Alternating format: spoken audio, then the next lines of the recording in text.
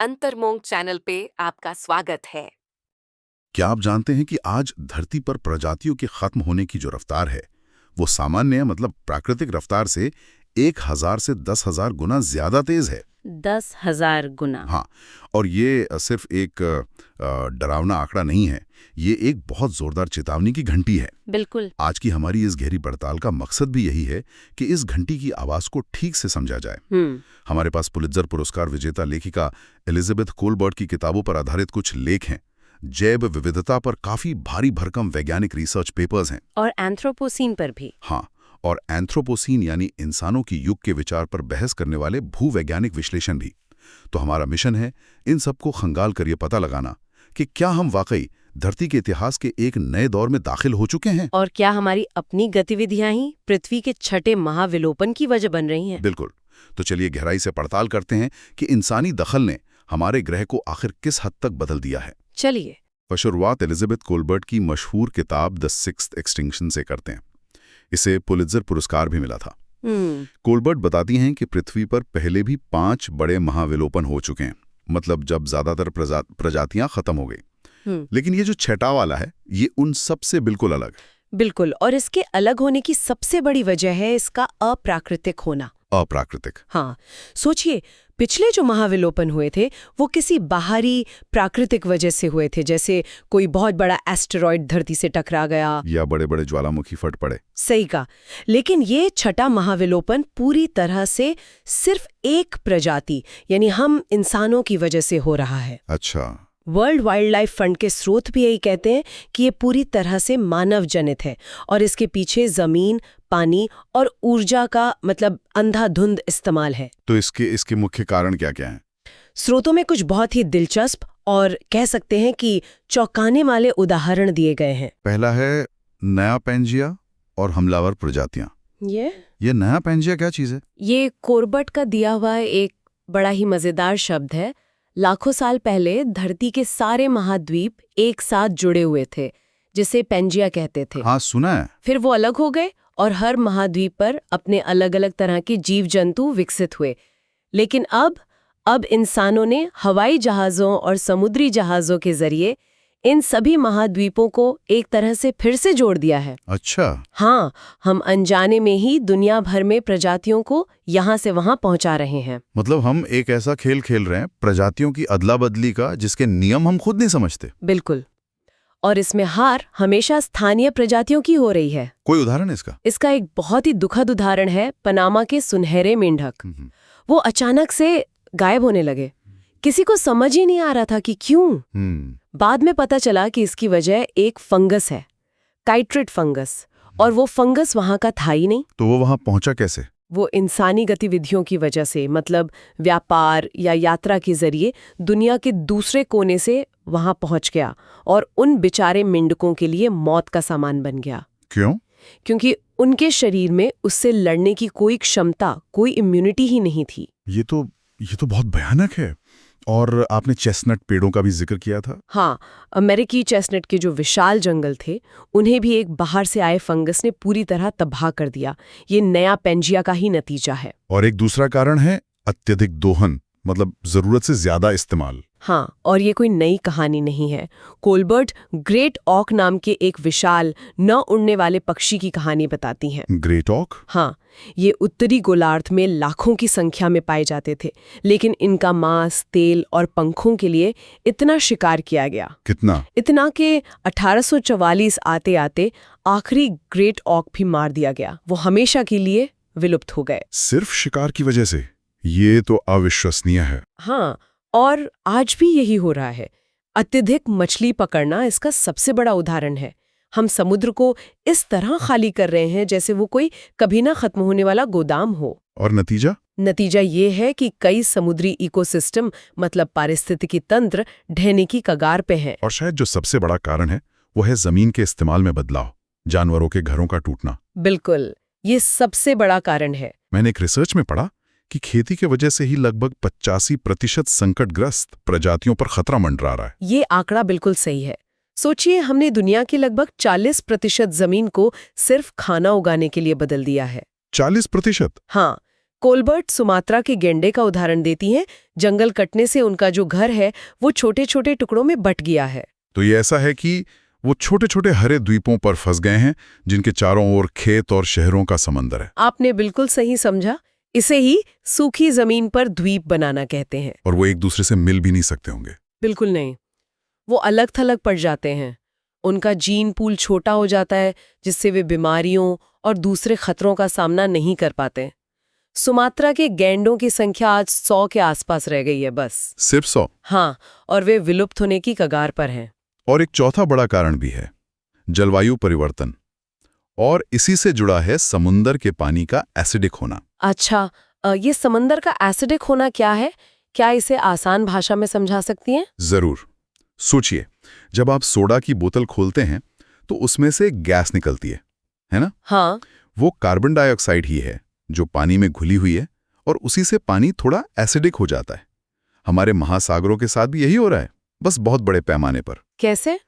जब हम petrol, diesel या कोयला जलाते हैं तो जो कार्बन डाइऑक्साइड हवा में जाती है उसका एक बड़ा हिस्सा समंदर सोख लेते हैं। अच्छा। और वे जितना ज्यादा CO2 सोखते हैं उनका पानी उतना ही ज्यादा एसिडिक होता जाता है। तो हमारे महासागर धीरे धीरे एक विशाल हल्का फिजी ड्रिंक बनते जा रहे हैं, और ये समुद्री जीवन को नुकसान पहुंचा रहा है। ये एक बहुत अच्छी उपमा है, और इसका सबसे बुरा असर पड़ता है कोरल रीफ पर, जिन्हें समंदर के वर्षावन भी कहते हैं। बिल्कुल, क्योंकि हजारों प्रजातियां वहीं रहती हैं। कोरल अपना कंकाल बनाने के लिए पानी से कैल्शियम कार्बोनेट खींचते हैं, लेकिन एसिडिक पानी में ये प्रक्रिया बहुत मुश्किल हो जाती है। उनका कंकाल मजबूत होने की बजाय घुलने लगता है। ओह। कोलबर्ट चेतावनी देती हैं कि जिस रफ्तार से हम चल रहे हैं, इस सदी के अंत तक कोरल रीफ शायद पूरी तरह विलुप्त हो जाएंगी। पूरी तरह? ये सिर्फ एक प्रजाति का खत्म होना नहीं है, ये तो एक पूरे इकोसिस्टम का ढह जाना है। बिल्कुल। ये सुनना ही भयानक है। मतलब हमारा असर सिर्फ जमीन पर ही नहीं बल्कि समंदर की गहराइयों तक पहुंच चुका है। और ये इतना बड़ा और स्थायी है कि अब वैज्ञानिक ये तक पूछ रहे हैं कि क्या हमें पृथ्वी के इतिहास की किताबों को ही दोबारा लिखना पड़ेगा। माना इतना बड़ा है कि वैज्ञानिक अब बहस कर रहे हैं कि हम पिछले लगभग 12,000 सालों से चले आ रहे होलोसीन युग को पीछे छोड़कर एक नए भूवैज्ञानिक युग में आ गए हैं। एंथ्रोपोसीन, इंसानों का युग। हाँ। लेकिन भूवैज्ञानिक युग का नाम बदलना कोई छोटी बात तो नहीं होगी। ये सिर्फ एक नया शब्द जोड़ने जैसा तो नहीं है। नहीं नहीं, ये बहुत बड़ी बात है। भूवैज्ञानिक समय के साथ मजाक नहीं करते। किसी नए युग की घोषणा करने के लिए आपको चट्टानों की परतों में एक ऐसा स्थायी निशान चाहिए। एक निशान? हाँ, एक ऐसा निशान जिसे लाखों साल बाद आने वाले भूवैज्ञानिक भी साफ साफ देख सकें। ये धरती की चट्टानों में एक तरह का कह सकते हैं कि सिग्नेचर होना चाहिए। तो भविष्य के भूवैज्ञानिकों को हमारी चट्टानों में क्या मिलेगा? प्लास्टिक की बोतलें? हाँ, प्लास्टिक की बोतलें तो मिलेंगी। ब्रिटिश जियोलॉजिकल सर्वे कहता है कि भविष्य की चट्टानों में एल्यूमिनियम मिलेगा, कंक्रीट, प्लास्टिक के अनगिनत कण, कोयला जलाने से निकली राख। और चिकन की हड्डियां भी मैंने पढ़ा था। हाँ, चिकन की हड्डियां भी। लेकिन इन सब से बढ़कर एक ऐसा निशान है जो पूरी दुनिया में एक साथ बना। और वो क्या है? परमाणु परीक्षणों से निकली रेडियो एक्टिव कण।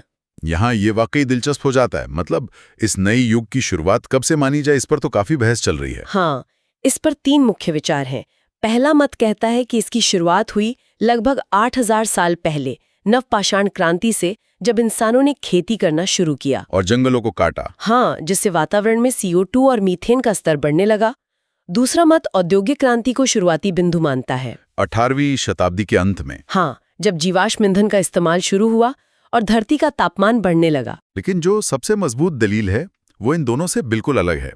वो 20वीं सदी के मध्य की बात करती है ना, जिसे द ग्रेट एक्सेलरेशन या महान त्वरंग कहा जाता है। सही कहा। एंथ्रोपोसीन वर्किंग ग्रुप, जो इस पर काम करने वाली आधिकारिक संस्था है, वो 1945 के आसपास की तारीख का समर्थन करती है। 1945? हाँ, क्योंकि 1945 के बाद जनसंख्या, खपत, प्रदूषण, हर चीज का ग्राफ लगभग सीधा ऊपर की ओर गया है। और सबसे बड़ी बात, हमारे पास इस दौर का एक अचूक भूवैज्ञानिक सबूत है। और वो सबूत है परमाणु बम। बिल्कुल। ये बात थोड़ी चौंकाने वाली है। तो आप कह रही हैं कि हमारे इतिहास का सबसे विनाशकारी आविष्कार ही वो सबूत बन गया है जो भविष्य की सभ्यताओं को हमारे बारे में बताएगा। है ना विडंबनापूर्ण? 1945 के बाद जो परमाणु बम विस्फोट हुए उनसे प्लूटोनियम जैसे रेडियो एक्टिव तत्व निकले जो हवा में फैलकर पूरी दुनिया में बस गए। पूरी दुनिया में? हाँ, ये प्लूटोनियम दुनिया भर की झीलों की तलछट और ग्लेशियरों की बर्फ में एक ही समय पर एक पतली परत के रूप में जम गया। वैज्ञानिक इसे गोल्डन स्पाइक कहते हैं। Golden spike? हाँ, सोचिए, ये पृथ्वी के इतिहास की किताब में एक ऐसा सुनहरी कील ठोकने जैसा है जो चीख-चीख कर कहती है, यहाँ से 1945 के बाद से इंसानों ने इस ग्रह को हमेशा के लिए बदल दिया। एक ऐसा निशान अगर जिसे ये लाखों बुक साल समरी बाद भी कोई आपको मिटा नहीं पसंद आई पाएगा। है, बिल्कुल। तो क्या तो ये प्लीज इस आधिकारिक वीडियो हो को गया? लाइक करें क्या अब हम और हमारे आधिकारिक तौर चैनल पर को एंथ्रोपोसीन सब्सक्राइब युग में करें। जी रहे हैं? नहीं, यहीं पर धन्यवाद। विवाद है। अभी तक इसे मंजूरी नहीं मिली है। कुछ आलोचकों का कहना है कि ये एक राजनीतिक बयान ज्यादा है और वैज्ञानिक जरूरत कम। ऐसा क्यों? उनका तर्क है कि ये परत अभी बहुत पतली है, सिर्फ 70-80 साल पुरानी। भूविज्ञान तो लाखों करोड़ों सालों के पैमाने पर काम करता है, इसलिए एंथ्रोपोसीन को अभी औपचारिक रूप देना भविष्य पर एक दांव लगाने जैसा है। लेकिन क्या ये जरूरी नहीं है? अगर वैज्ञानिक इस शब्द का इस्तेमाल नहीं करेंगे तो क्या आम लोग और सरकारें इस समस्या की गंभीरता को समझ पाएंगी? ये एक बहुत ही मजबूत तर्क है और यही इस बहस का दूसरा पहलू है। कई वैज्ञानिक मानते हैं कि इस शब्द को अपनाना हमारी जिम्मेदारी को स्वीकार करने जैसा है, मतलब ये कहना कि हाँ, हम ही इस बदलाव के जिम्मेदार हैं। और अब इसे ठीक करने की जिम्मेदारी भी हमारी ही है। ये विज्ञान को समाज से जोड़ने का एक तरीका है। ये हमें एक बहुत ही मुश्किल जगह पर ले आता है। हमने प्रकृति को नियंत्रित करने की कोशिश में ये सारी समस्याएं पैदा की, और अब जो समाधान सोचे जा रहे हैं उनमें और भी ज्यादा नियंत्रण शामिल है। यहीं पर एलिजाबेथ कोलबर्ट की दूसरी किताब अंडर अ व्हाइट स्काई का जिक्र आता है ना? हाँ, कोलबर्ट का मुख्य तर्क यही है कि हम एक विरोधाभास में फंस गए हैं। हमारे पुराने समाधान ही नई समस्याओं को जन्म दे रहे हैं। जैसे हमने मिसिसिपी नदी पर बाढ़ रोकने के लिए विशाल बांध बनाए, और अब उन्हीं बांधों की वजह से नदी का डेल्टा समुद्र में डूब रहा है। क्योंकि बांध गाद को रोक लेते हैं? बिल्कुल, लेकिन अब वो इस निराशाजनक निष्कर्ष पर पहुंची हैं कि हमारे पास और ज्यादा हस्तक्षेप करने के अलावा कोई विकल्प नहीं है। मतलब अगर हम कल ही कार्बन उत्सर्जन बंद कर दें, तब भी जो नुकसान हो चुका है वो अपने आप ठीक नहीं होगा। हमें कुछ करना पड़ेगा। तो किस तरह के हस्तक्षेप या समाधानों की बात हो रही है? इसमें एक पूरा स्पेक्ट्रम है। कुछ कम विवादास्पद हैं, जैसे लुप्तप्राय मछलियों को आनुवांशिक रूप से मजबूत बनाना ताकि वो गर्म पानी में जी सकें। और कुछ बेहद विवादास्पद भी है, जैसे जियो इंजीनियरिंग। हाँ। अंडर अ व्हाइट स्काई किताब का शीर्षक ही काफी डरावना है। ये सीधे सीधे उस विचार से आता है कि हम सूरज की रोशनी को वापस अंतरिक्ष में भेजने के लिए आकाश को ही सफेद कर दें। बिल्कुल। मतलब पूरे ग्रह पर सनस्क्रीन लगा दें। हाँ, ये विचार है कि समताप मंडल यानी स्ट्रेटोस्फीयर में सल्फेट के कणों का छिड़काव किया जाए। ये एक तरह का धुंधलका पैदा करेंगे और ग्रह को ठंडा रखेंगे।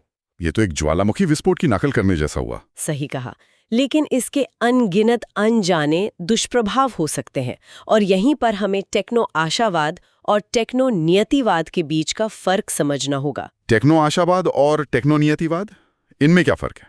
टेक्नो आशावादी जैसे बिल गेट्स, वो मानते हैं कि तकनीक और नवाचार हमें हर समस्या से बचा लेंगे, कि हर समस्या का एक तकनीकी समाधान है। हाँ, लेकिन कोलबर्ट ने जिन वैज्ञानिकों से बात की वे ज्यादातर टेक्नो नियतिवादी थे।